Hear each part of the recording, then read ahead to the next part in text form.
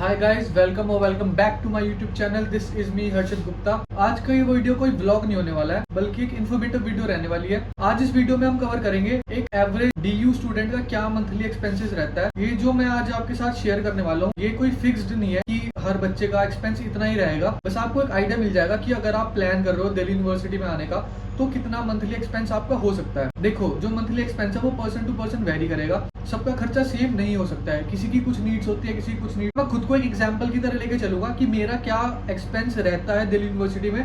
तो जो मेरा मंथली एक्सपेंस रहने वाला है, उसी नंबर के अराउंड आपका भी कुछ मंथली एक्सपेंस रहेगा। अगर आप दिल्ली यूनिवर्सिटी में आ रहे हो तो आपके साथ चार केसेस हो सकते हैं। या तो आप पीजी में रहोगे, या आप फ्लैट में रहोगे, या आप कॉलेज के हॉस्टल में रहोगे, या फिर आप रिश्तेदारों पे बोझ बनोगे। सबसे पहली चीज जो मैं अपने पर्सनल एक्सपीरियंस से आपको बताना चाहूंगा वो ये है कि आप अगर दिल्ली यूनिवर्सिटी में आ रहे हो, अगर आप दिल्ली से बिलोंग नहीं करते, अगर आप बाहर कहीं शहर के हो, तो आई वुड हाईली रिकमेंड कि आप एक पीजी लो, या फिर आप अपने रिश्तेदारों के साथ भी एक महीना रह सकते हो। उस एक महीने के अंदर आपको पता लग जाएगा कि हाँ, आपकी सराउंडिंग्स कैसी है, आपका कॉलेज आना जाना। आपको एक पूरी नए शहर में आओगे और एक फ्लैट ले लोगे, उसके अंदर सब कुछ आपको मैनेज करना पड़ता है। बट अगर आप अपने रिश्तेदारों के साथ रहोगे, आपके पास एक सपोर्ट भी रहेगा। अगर आपके साथ आगे जाके कुछ प्रॉब्लम होती है तो वो लोग होंगे आपके पास आपकी हेल्प करने के लिए। या अगर आप पीजी में भी रहते, बहुत सारी चीजें ऐसी होती है जो आपको फ्लैट के अंदर करनी पड़ती है, बट पीजी के अंदर आपको करी कराई मिलती है। अपना फर्स्ट ईयर मैंने भी एक पीजी के अंदर ही निकाला है। अभी मैं दूसरी जगह पे शिफ्ट हो गया हूँ। अगर आपने वो वाली वीडियो नहीं देखी तो आप यहाँ पे जाके देख सकते हो। तो मैं भी रिसेंटली शिफ्ट हुआ हूँ, पहले मैं भी एक पीजी में ही रहता था। सबसे पहले आपका जो मोटा मोटा खर्चा रहने वाला है वो होगा आपका रेंट। जो मेरा कॉलेज है वो ऑफ कैंपस कॉलेज है, तो मेरे कॉलेज के आसपास जितने भी पीजी हैं उसका रेंट 8 से 12 हजार के बीच में वेरी करता है। पीजी की फैसिलिटीज और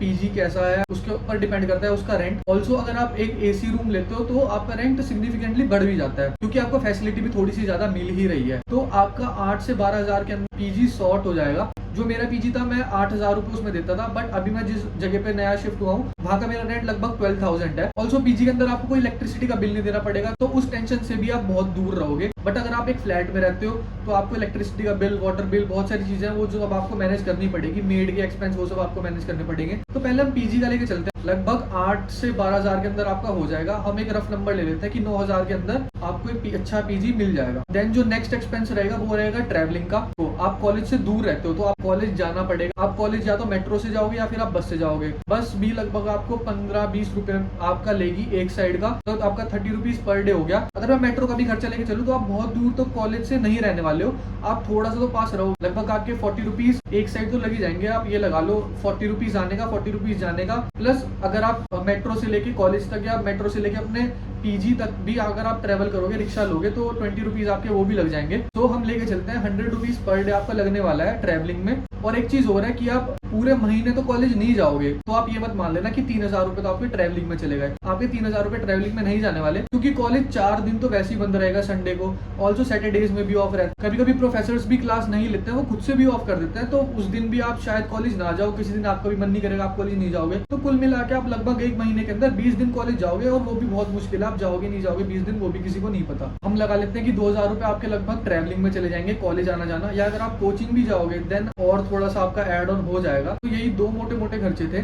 now comes to personal expense. अगर मैं अपनी बात करूं, मेरी जिम की फीस 1200 है, बट अगर मैं 3 महीने का सब्सक्रिप्शन लेता हूं तो मेरे को वो 1000 रुपीज पर मंथ पड़ता है, प्लस मेरे डाइट का जो खर्चा है। और मैं पूरे दिन में क्या खाता हूँ, अगर वो सब भी आपको देखना है तो आप ये वाली वीडियो देख सकते हो। इसके अंदर मैंने एक्सप्लेन किया है पूरे दिन में क्या क्या मील्स कंज्यूम करता हूँ मसल बिल्डिंग के लिए। तो इसके अलावा आपके कुछ पर्सनल एक्सपेंस भी रहने वाले हैं। ये लगा लो कि अब कभी आपका बाहर घूमने जाने का मन कर गया, या कभी आपका कहीं बाहर से कुछ खाने का मन कर गया, रात को आपको कभी किसी चीज की क्रेविंग हुई तो आपने वो स्विगी जोमेटो से ऑर्डर कर लिया। किसी दिन आप क्लब भी जाओगे, कभी पार्टी में भी जाओगे, कभी बाहर दोस्तों के साथ घूमने भी जाओगे, कैंटीन में भी बैठ के कुछ ना कुछ खाओगे, तो खर्चा बहुत ज्यादा हो जाता है। मेरा भी इनफैक्ट काफी ज्यादा हो जाता है, कभी कभी तो आउट ऑफ बजट भी चला जाता है। बट ये सब मैनेज करना पड़ेगा आपको। मैं अगर अपना बताऊं तो लगभग मेरे रेंट, मेरा जिम, मेरे डाइट का खर्चा, देन अपने पर्सनल एक्सपेंस 16-17 के अराउंड ही मेरा पड़ता है monthly expense. Now comes the second case. अगर आप फ्लैट में रहते हो, मेरे एरिया में 2 BHK एक फर्निश्ड फ्लैट का लगभग 16 to 20,000 रुपीज रेंट है। तो 2 BHK फ्लैट के अंदर अगर आप एक डबल बेड भी एक रूम में डालोगे तो 4 जने आप आराम से रह सकते हो, कोई इशू नहीं होने वाला है। तो 16 to 20,000 रुपीज आपका रेंट रहने वाला है। उसको आप 4 जनों में डिवाइड करोगे, या 4 से 5,000 रुपए मैक्सिमम आपका फ्लैट का रेंट रहेगा।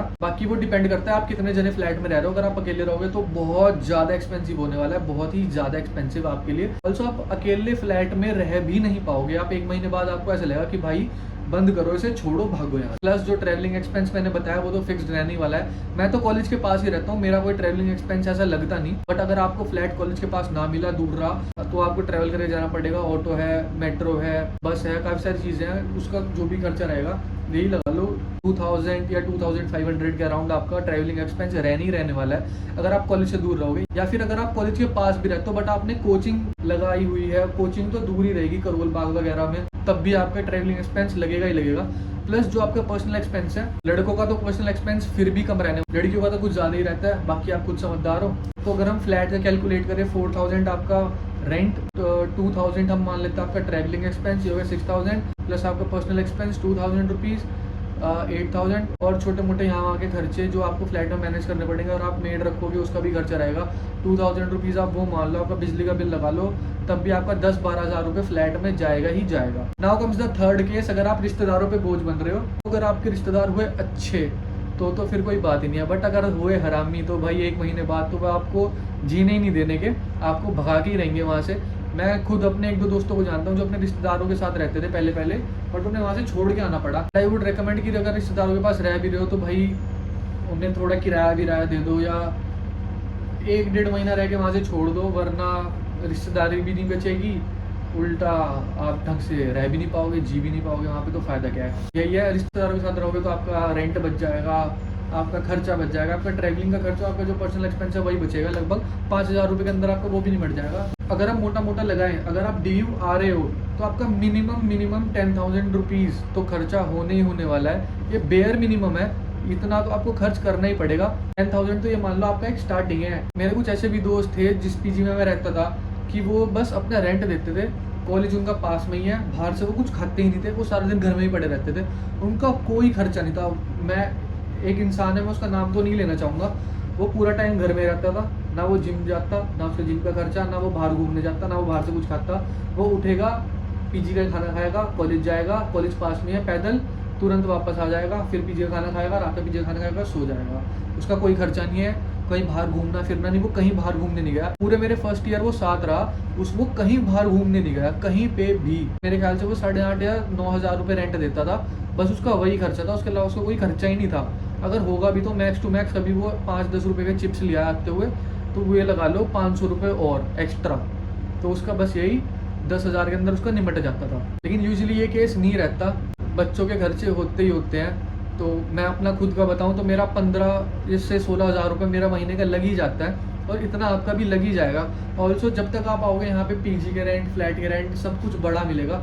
अगर आप रहते हो नॉर्थ कैंपस में, फिर तो भाई जैसे 10,000 मैंने उसकी स्टार्टिंग बताई ना, 15,000 आप अपनी स्टार्टिंग मान लो। नॉर्थ कैंपस में और ज़्यादा महंगा है। मैं अभी ऑफ कैंपस में रहता हूँ तो इसलिए मेरा इतना ज़्यादा है नहीं, यहाँ पे फिर भी थोड़ा सा कम है, नॉर्थ कैंपस में और ज़्यादा है। अगर आप एक ढंग का PG लोगे तो उसका तो आपको पता ही है। अगर आप चले गए स्टैंजा लिविंग या आश्रय लिविंग, फिर तो आपका खर्चा बहुत ही बढ़ जाएगा, क्योंकि स्टैंजा का मेरे हिसाब से 18,000 है एंड आश्रय का 35,000 है पर मंथ। तो आज की वीडियो इतनी रखते हैं। आई होप आपको एक क्लियर आइडिया मिल गया होगा इस वीडियो से कि आपका कितना खर्चा हो सकता है अगर आप दिल्ली यूनिवर्सिटी में आ रहे हो पढ़ने के लिए। एंड मेरी उस बात पे गौर करना कि अगर आप आ रहे हो तो आप आते ही फ्लैट मत लेना, आप एक PG में रहना, या अगर आपके कोई रिश्तेदार है तो आप उनके साथ रह लेना 1 महीना।